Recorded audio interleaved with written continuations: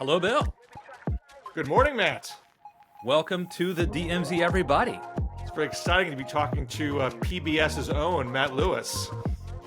Yes, thank you very much. I was honored to get to fill in for David Brooks and go up against my friend Jonathan Capehart on PBS NewsHour this past week. It was fun.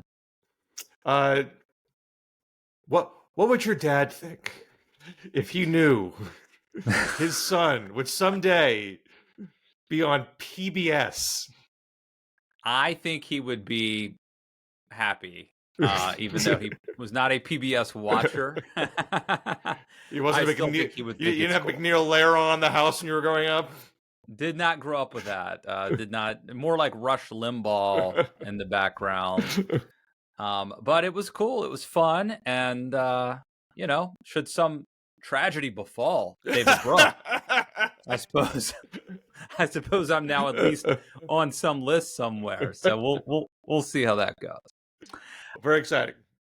Someone who has had an interesting week is Joe Biden. And Bill, as we are recording this, Biden has challenged Donald Trump to 2 debates. Let me play the clip and we can talk about it. Donald Trump lost 2 debates to me in 2020. And since then, he hadn't shown up for debate. Now he's acting like he wants to debate me again. Well, make my day, pal. I'll even do it twice.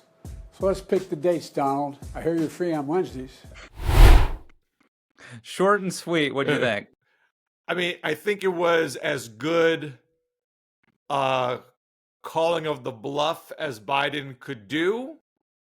But I also think it does betray a sense of worry in the Biden campaign that he's behind and they have to do something to, shake things up. I've been, pretty bullish on, Biden pulling this out. I wrote something well over a year ago, arguing that as long as the economy was, hitting its marks, and which it has been. GDP is up, unemployment's low, wages beating inflation, real disposable income's up. Those are the big things. You can obviously find the things that are not so great, but no economy is ever perfect. Those are the big ones, and history suggests sufficient for an incumbent to be reelected. So, my basic take is still that should come together eventually, even if there's a lag in the president getting the credit. But there's a certain flip side. There's several counters to that argument. I think one is that it's hard for the incumbent to get credit when the 24/7 news cycle is filled with such negativity. So even if Gaza or the border or Biden's age, the things that have been, or Ukraine falling behind in the war, even though these things may not be the specific things that would determine the election, they take up space in the news cycle. So why would a news outlet do a story about, hey, the economy is better than you think in the midst of all that stuff? So, and I would also say that Biden is not capable of driving that message. He's not exciting. I think Bill Clinton, Barack Obama, maybe even certainly Donald Trump, they could be getting attention. They could be driving news cycles. Biden can't. So what does the media do? The media then does chase the sexy, exciting stories that tend to be bad news for Biden. Well, let's remember that both Clinton and Obama had this same challenge. I mean, Barack Obama literally had to call in Bill Clinton at a press conference at the convention and call him Secretary of Explaining Stuff because somehow Barack Obama was incapable of communicating how the economy was improving. And this is when the economy was in a lot worse shape than it is today. And you didn't see Obama's numbers. I looked this up recently. The CBS New York Times poll at the time had a standing question: do you approve of how the president's handled the economy? I mean, Obama never got above water in that by election day, but he was really underwater through the summer. And it wasn't until after the convention that it became a kind of like a 50-50 proposition. And and I believe it's because Clinton gave that big speech at the convention, the big explaining stuff speech that was a big part of turning that around. So, and even if you go back to, Clinton and Reagan, just their overall job approval numbers, like usually like something happened that kind of kicked things into gear.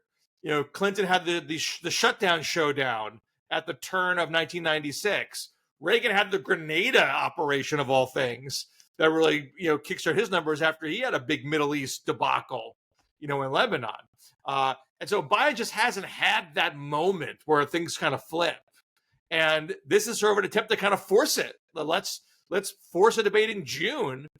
Trump said, anytime, anywhere, here I am. You think I'm losing my marbles.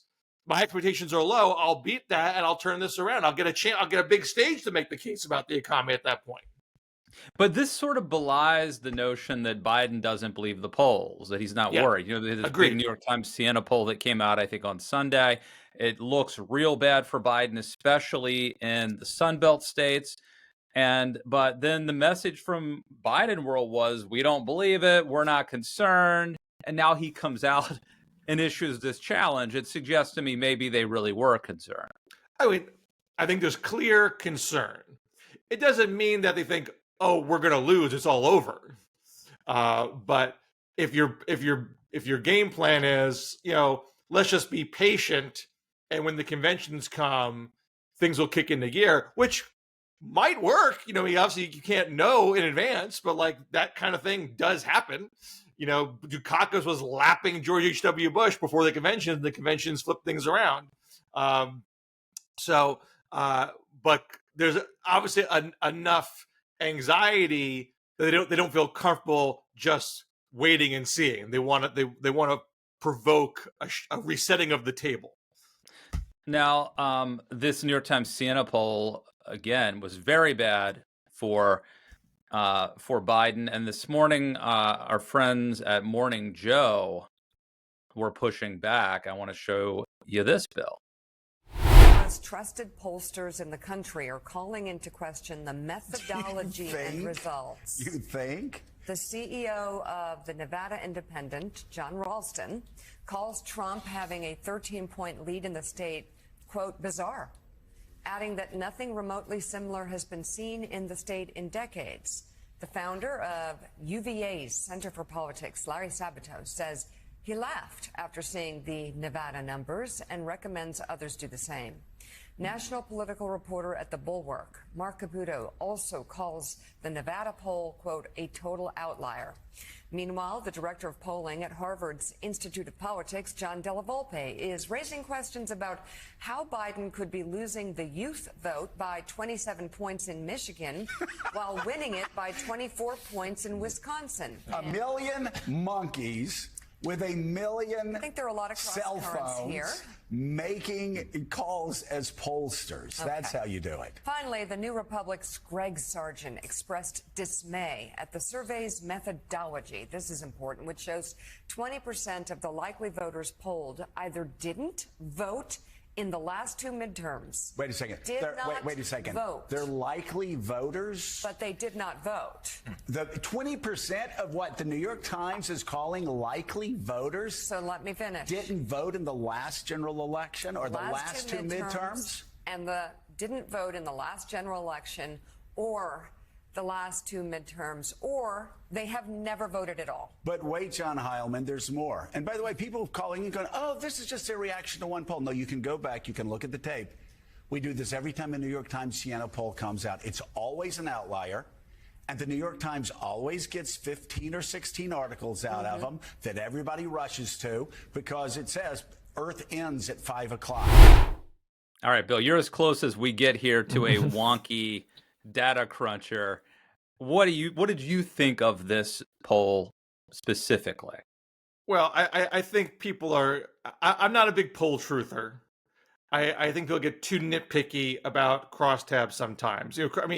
I wouldn't make big extrapolations based on crosstabs, particularly at this stage of the game. You're talking small subsamples here, so you're going to see weird results like that. It doesn't mean the whole poll is junk. Now, is that Nevada result an outlier? Yeah. But Are there other Nevada polls where Biden is leading? No.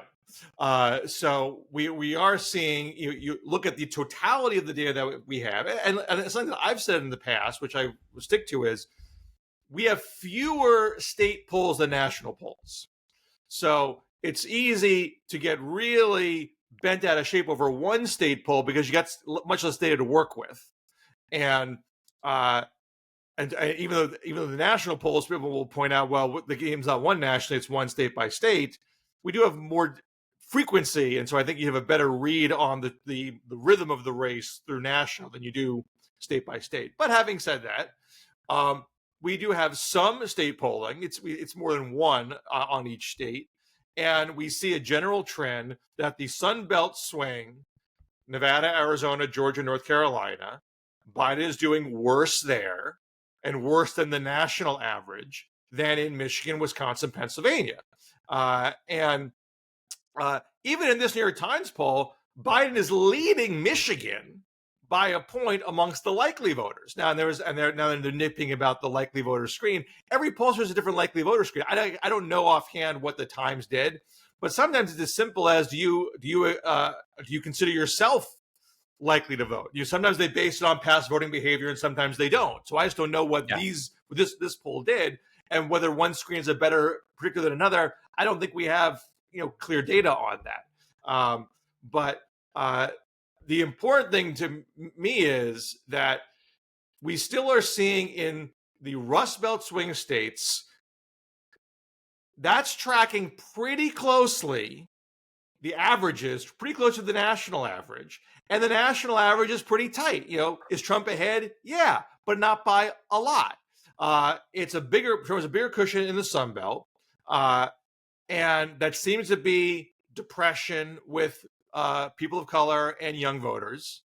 And could those constituencies rebound to Biden since those are traditionally Democrat constituencies? Yes, they can.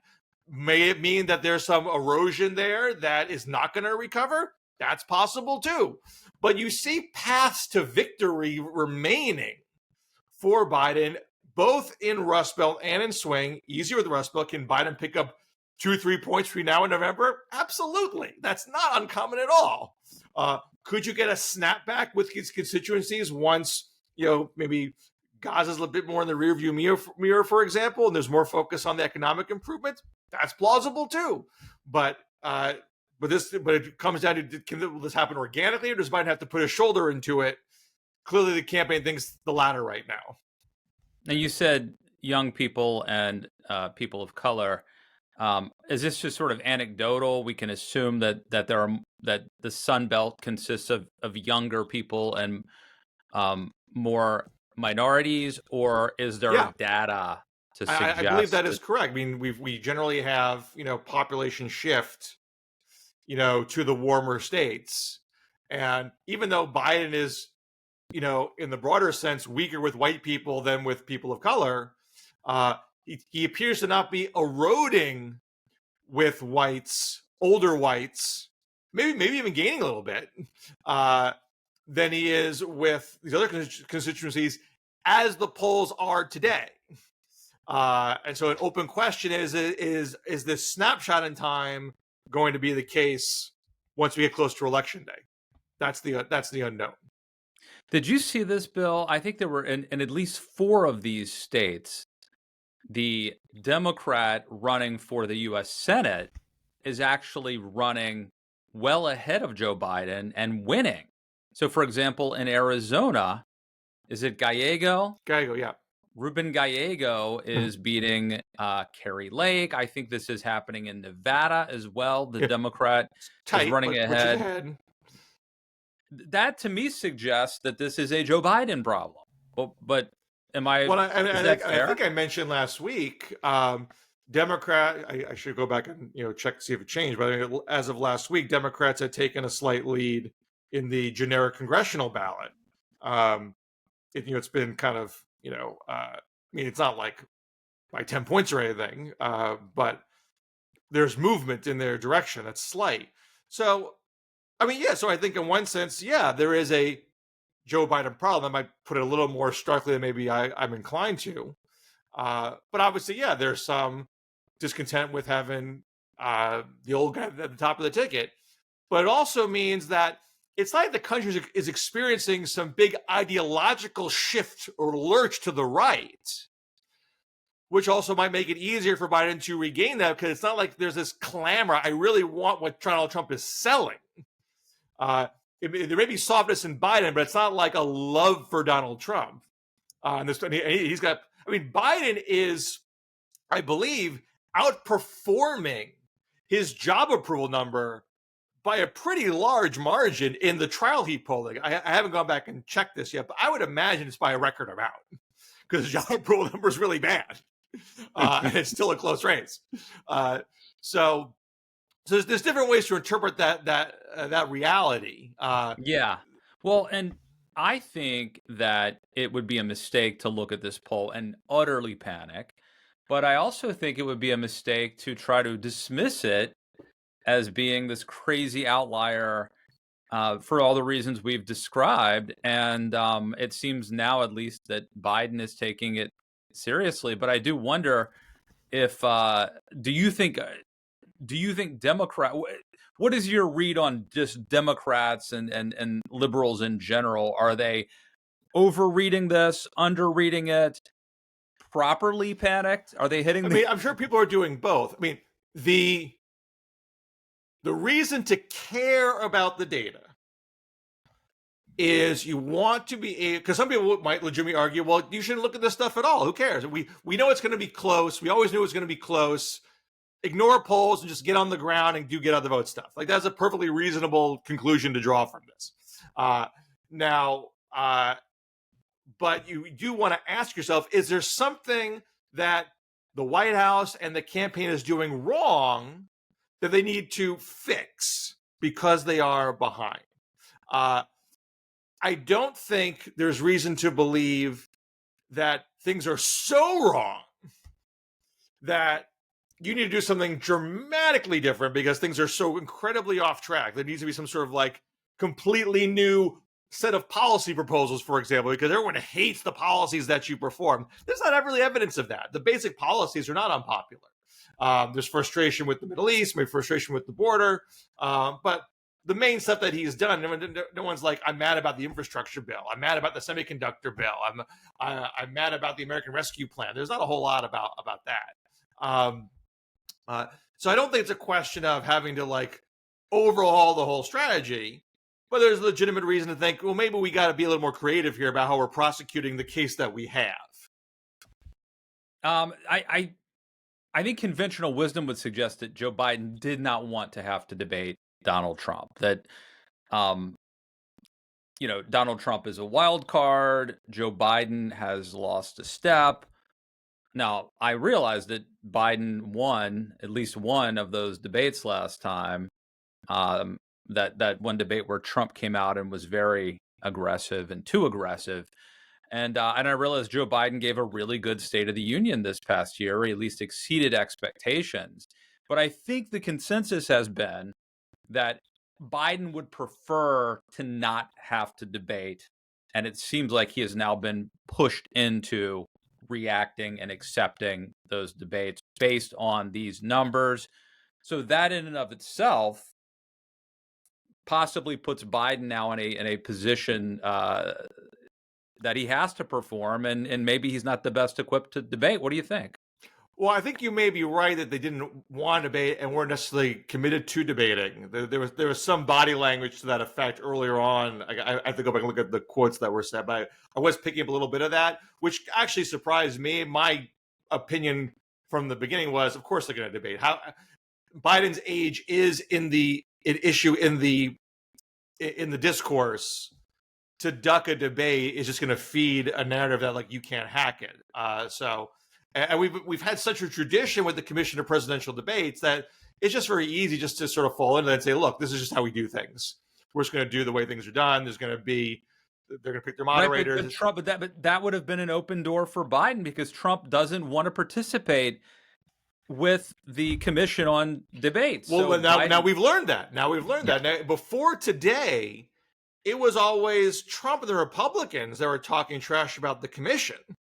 And if anyone was going to walk away from that, you would think it would have been him. They don't like the moderators that they choose. I mean, I think it's all, whiny complaining. I mean, for a while the commission. By the way, as a PBS guy now, I will offer myself as a moderator. I mean, for a while, it was always Jim Lehrer. Jim Lehrer did it, like the blandest guy possible, who no one could feel is putting his thumb on the scale, is going to do this. And look, I like pre-commission debates best. I like League of Women Voters debates. They had a panel. It wasn't all on one person's shoulders. It was easier to kind of press the candidates with follow-ups because it wouldn't be one person doing the badgering. Usually the moderator eventually sort of taps, like, okay, I've done what I can do here. But when you got a panel, someone else can pick up that baton and press. The commission moved away from that. You had defanged moderators for a while, kind of the way the parties liked it. They were almost like joint press conferences and less like debates. But then things got a little more pointed recently. Chris Wallace, the Fox News moderator, was the guy who was probably the most aggressive. And Trump didn't like that. And so I was prepared to have Trump, throw a hissy fit about the commission. But then Biden is now saying, hey, forget their plan. And I can't, I mean, the only reason for that, I would think, is they don't want to wait till the fall, and they can't do it with the commission with trying to accelerate the timetable. So that's why I think we are where we are today. So I was sort of reaching for excuses to get Biden out of having to debate. And one obvious point is that Trump refused to debate Nikki Haley. But I was talking a couple weeks ago on my podcast to David Frum, who I thought had an even better argument, a much more moral, substantive reason why Biden should not debate Trump. And here's what he had to say. I don't think presidents should do events with felons. And by the time of the debate, Trump is very likely to be a convicted felon. I don't think presidents should do events with people who have incited anti-constitutional criminality. And Trump has done that. And by the fall, he will likely be on trial for it. He may not be convicted yet, but he will likely be on trial. Those are just people that the president shouldn't do joint appearances with. He shouldn't, the president, there are certain courtesies that are owed to the nominee of a major party. And that's a strong presumption, but Trump will be a convicted felon, very likely by the fall, and he will be on trial for crimes against the Constitution, and a president shouldn't be on the stage with him. What do you make? Well, one, we don't know he's going to be a convicted felon. There could be a mistrial in the hush money case.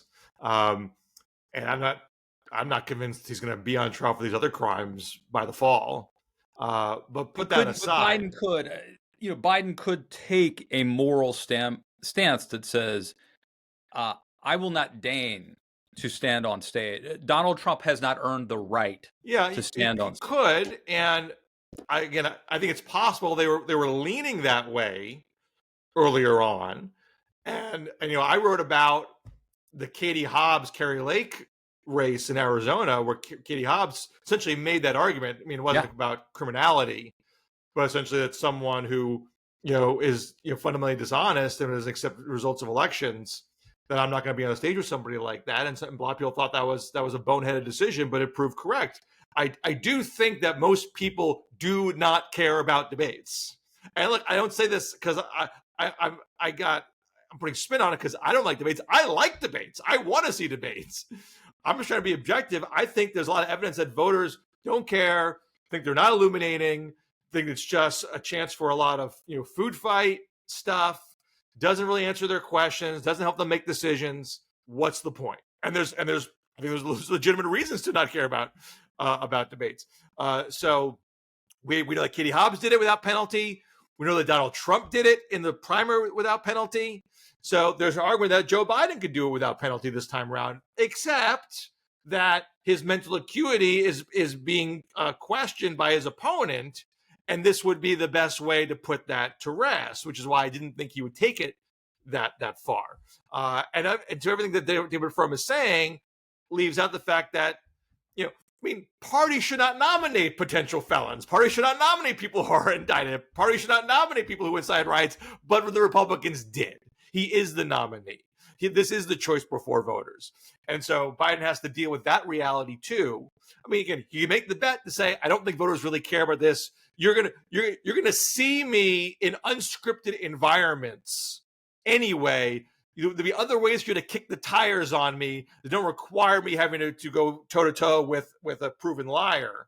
But I think because he's a little bit behind, he's willing to do it now. And do you think that part of the reason Biden did this is because he's a little behind, and I think he is afraid he needs to shake things up. But do you think he also did it so he could frame the timing of it? The debate in October could be catastrophic. If you had a bad debate on Halloween, that could be the end of the road. But if you have a bad debate in September, there's a lot of time to rebound. I mean, do you think that's part of the reason that he? Probably part of it. But you don't have to go June if you don't have to. I mean, I think the June ask is I don't like this current dynamic and I want to change it now. Added to the fact that Trump himself said anytime, anywhere, so it's calling that bluff. So it's not. So if Trump backs off of that now, then he's shown as not being serious about his first ask, and Biden can crow, "I'm ready to go," and this guy, is chicken. And as Biden noted, Trump does have Wednesdays off, so right. But I think by June, I'm not the expert here, but I got the sense that this trial should be done by then. I think so. We don't know how long the jury would deliberate, and things could go a little longer than expected. But I think it's roughly speaking around the time when I think this should wrap up. We could talk about the trial, but neither of us are lawyers, and I think there's enough punditry and commentary on that. So let's go to something where I can pretty much guarantee nobody else is talking about this, and it has to do with tariffs. It got more news yesterday than I was expecting. Donald Trump famously supported China tariffs, and free marketers, of course, opposed this because tariffs are a tax on the American public. Is this different, Bill? Well, there's one piece of this that I wrote about for the Washington Monthly newsletter that I can speak most intelligently on. I mean, the tariffs that Biden proposed cover a number of industries and products, but I'm most interested in the electric vehicles because Trump has tried to make electric vehicles a culture war issue for this campaign, and a way to say that Biden is not doing right by auto workers, not doing right by consumer choices, that he has a whole plan to effectively ban. I mean, he probably literally ban, which is not true. But he wants to make you think that he wants to ban gas-powered vehicles, the things that people don't want or be too expensive. But Trump has been sort of intellectually incoherent by also, and he said this at an Ohio rally in March, that we need to put 100% tariffs on Chinese-made cars built in Mexico. And these are electric cars. If nobody wants them, you wouldn't need to put a tariff on them. The fact is, and the reality is that Chinese automakers are making very inexpensive and very desirable electric cars that if they did come in without, and they already have a 27.5% tariff on them. If they did come in with I mean, and the price point is so low that even that tariff might not be enough to stop people's interest in them. And so if they came in, there's a real risk that would decimate the American auto industry.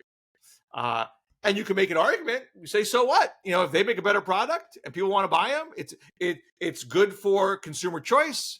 It's good for inflation. You should keep prices low. It's good for the climate.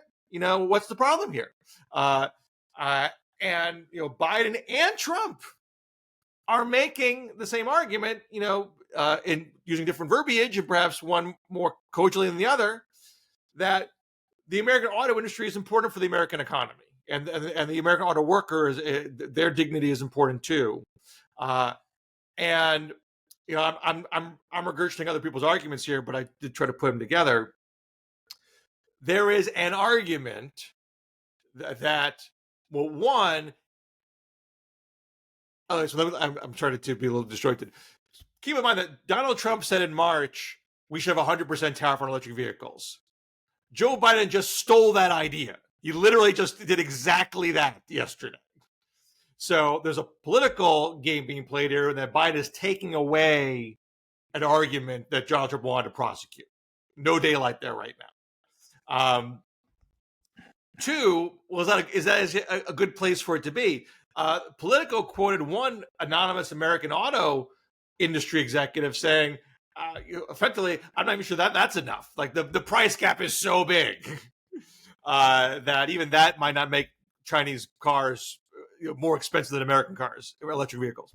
Is this like being produced by slave labor? Why are their prices so much lower?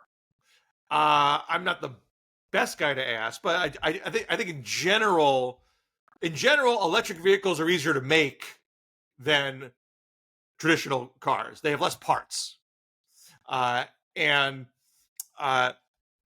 Chinese labor in general is less expensive than American labor. And look, and the UAW just negotiated, pretty decent, pay package for themselves. So, Biden is trying to argue. I mean, Trump wants to argue that the whole electric vehicle thing is a bad deal for workers. And Biden is trying to argue that transitioning to a green economy is good for everybody. It's going to create good paying jobs, good union jobs, and have more reliable, affordable energy for workers. That's win-win-win all around. And these things are not automatically true. You need a policy to make them true. So he's trying to find a way to make this economically beneficial across the board. And so one other writer at the New York Times, a climate columnist for the Times, said, look, having a big tariff on Chinese cars makes sense temporarily. So the American auto industry buys some time so they can better innovate and make cars that would be competitive with Chinese cars. But you can't expect, but if you made them permanent, then there's no incentive to innovate. And if everyone's like, these Chinese cars are just much better than American cars, this system's not going to work very well. People are going to start clamoring for a better car. That doesn't work. So, Biden is doing, he's not just doing tariffs, he's doing a whole bunch of other things. Some of these regulations are designed to kind of prod the American automakers. You got to accelerate the number of electric cars in your offerings. It's not an outright ban. We're supposed to move you in that direction because, look, China's coming. It's not just that we have hippy-dippy desires for, cleaner air. China is coming. People are going to want these cars. You got to get into gear.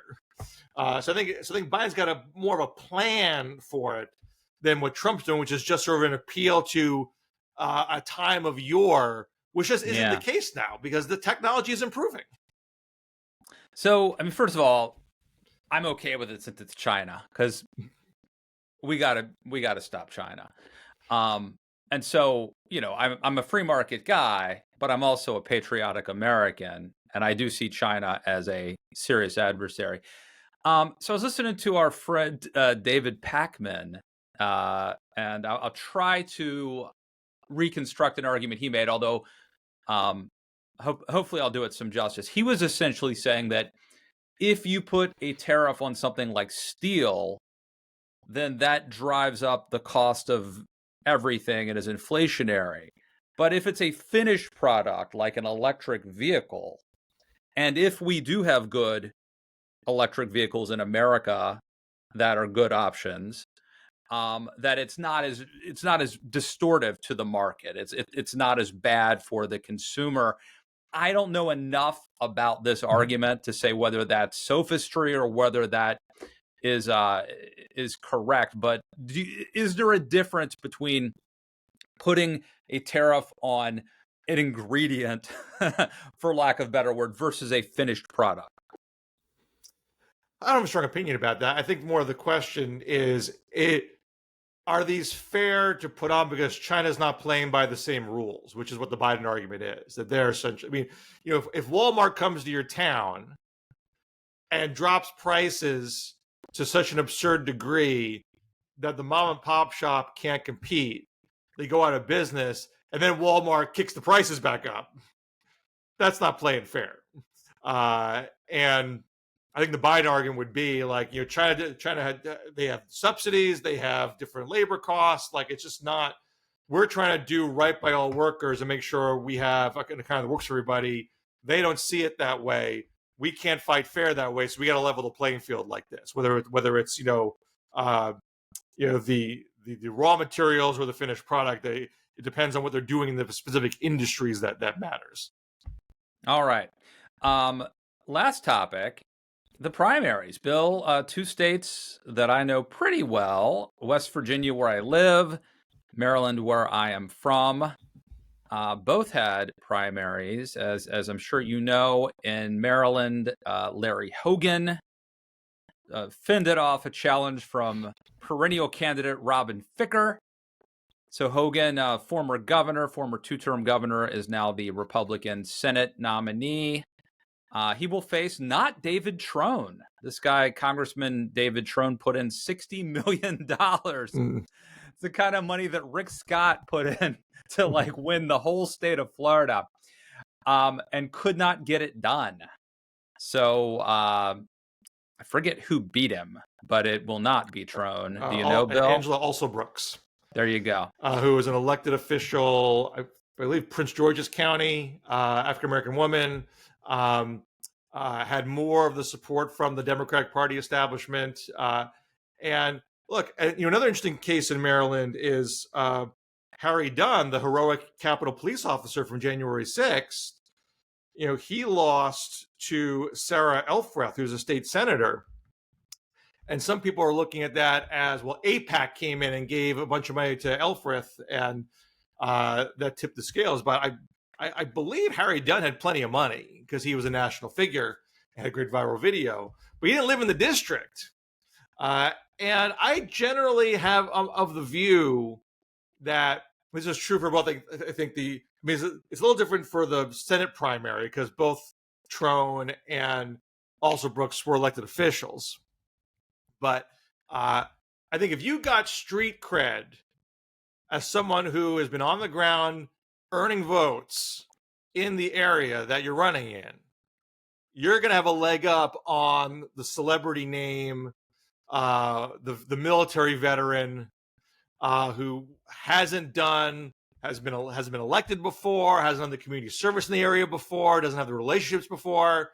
Like the viral video strategy where you build up a national network of donors, that has been proven in many cases not to translate into votes when you're up against people who have those local ties.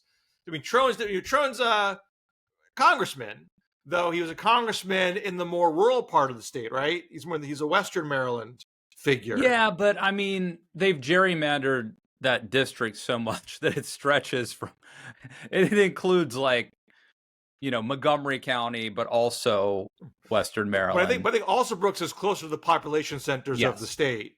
Yeah. Particularly where the Democratic population centers are. So she had a leg up in that respect. And Elfreth had a leg up because she'd run for office in that area, and Dunn did not. So I think that's my takeaway from both those races. Well, so my question is, Hogan got off to a great start. So initially, everybody thought Hogan, popular governor, but there's no way a Republican can win the Senate seat here. And then Hogan seemed to surprise people. He was actually polling ahead. And now I think there's a sense that that's fallen apart. Do you think Larry Hogan can win?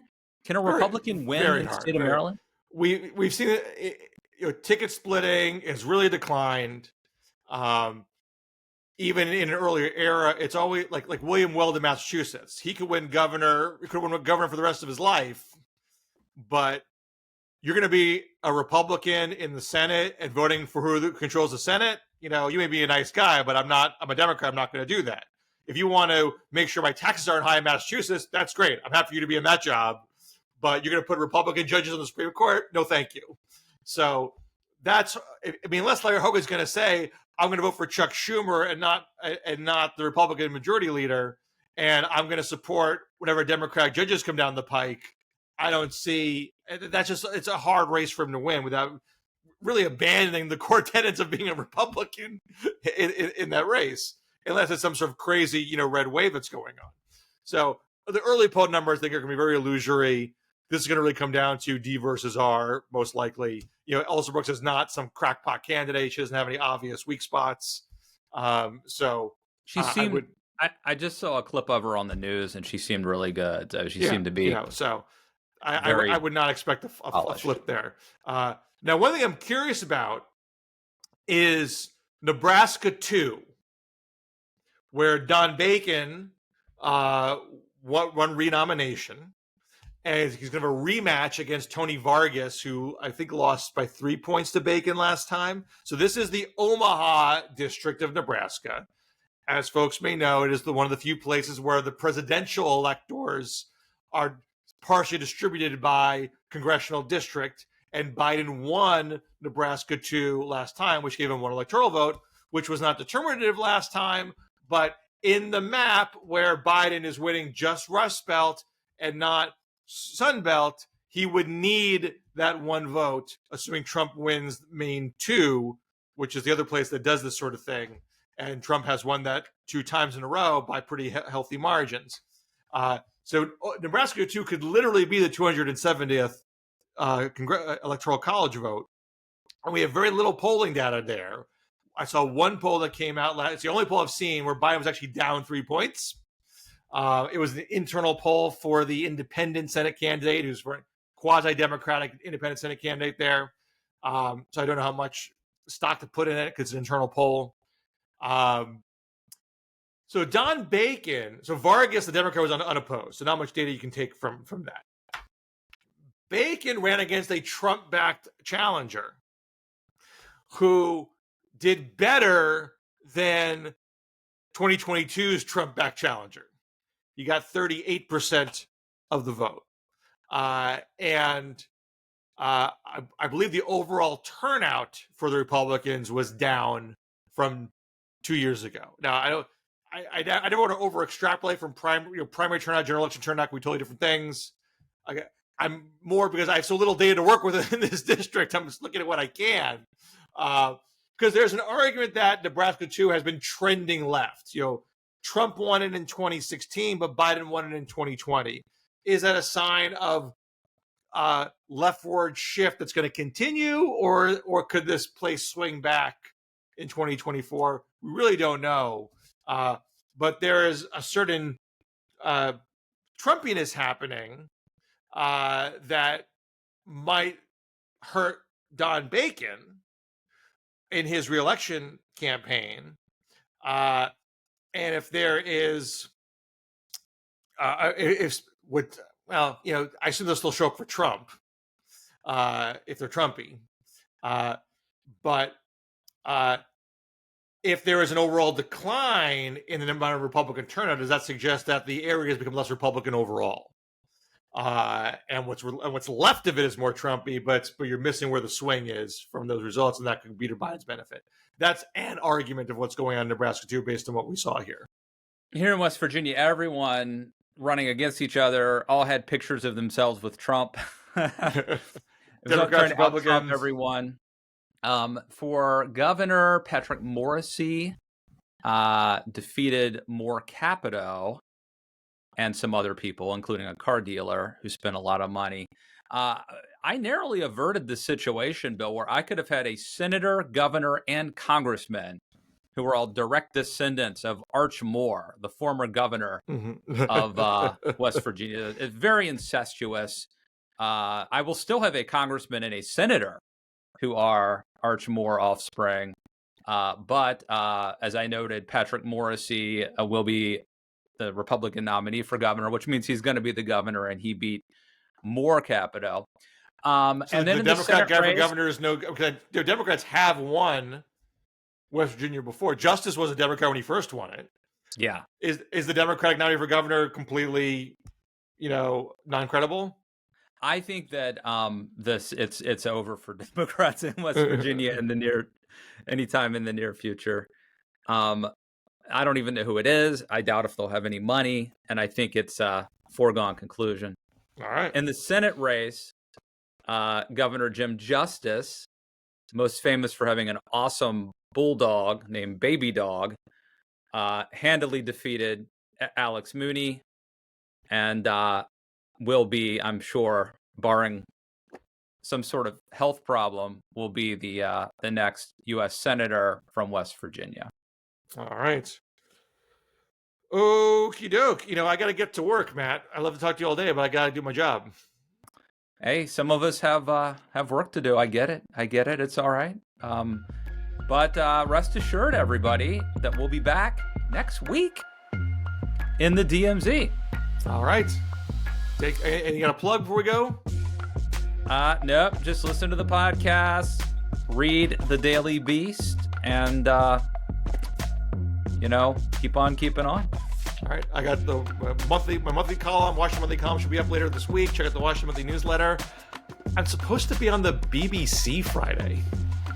It's not quite NPR, but it's not bad. They have a show called the Context. I mean, it's like an hour-long panel show. So, I suppose things could always change, but as of now, I'm tapped to do that. Love it. All right, brilliant, as they say across the pond. We'll see you back here in the DMZ next week. All right, take care.